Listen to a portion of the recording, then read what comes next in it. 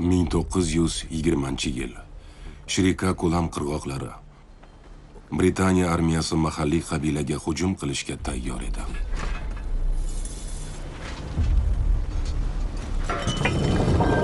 Askarlar yer ostidagi oltin zaxiralarini qo'lga kiritish uchun oxirgi odam qolguncha hammani qilishga tayyor edi. Bugun hammang o'lasan. Qabilani yo'q qilish uchun bunday katta armiyaga ko'p vaqt kerak emas. Ko'z chok kundek ravshan. yoki hammangni qirib tashlayman.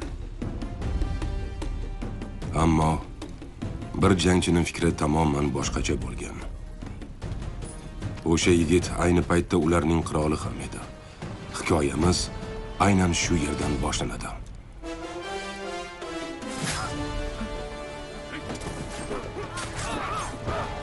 Otoch!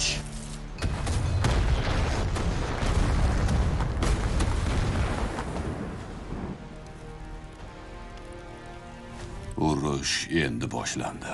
O'z